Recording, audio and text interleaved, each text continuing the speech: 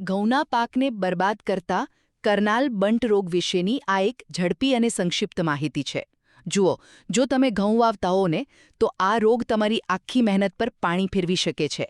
એટલે આજે આપણે જાણીશું કે આ ખતરાને કેવી રીતે ઓળખવો અને અટકાવવો. તો પહેલું, આ રોગની ઓળખ કેવી રીતે કરવી? 1931માં હરિયાણાના કરનાલમાંથી પહેલીવાર નોંધાયેલ આ રોગના લક્ષણો છેક ઘઉંના ઢૂંડા બહાર આવે ત્યારે જ દેખાય છે.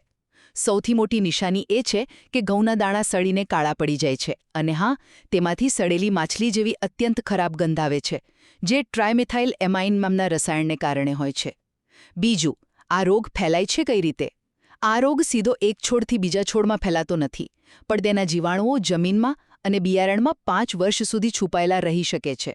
જો વાતાવરણમાં 70%થી વધુ ભેજ હોય, તાપમાન 18થી 22 ડિગ્રી વચ્ચે હોય અને તમે વધુ પડતું પિયત કે નાઇટ્રોજન ખાતર આપો ને, તો આ રોગને ફેલાવા માટે એકદમ મોકળું મેદાન મળી જાય છે. છેલ્લે, આનો ઉપાય શું છે? આને અટકાવવાનો શ્રેષ્ઠ રસ્તો એ છે કે બહારના વિસ્તારમાંથી રોગવાળા બીજ બિલકુલ ન લાવો અને હંમેશા રોગમુક્ત બીજ જ વાવો.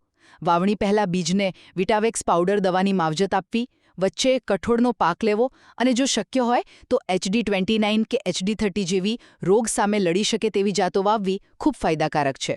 ટૂંકમાં કહીએ તો, યોગ્ય બીજની પસંદગી, વાવણી પહેલાંની સાવચેતી અને સાચી દવાનો ઉપયોગ એ જ તમારા ઘઉંના પાકને આ વિનાશક કરનાલ બંટ રોગથી બચાવવાનું સૌથી સચોટ હથિયાર છે.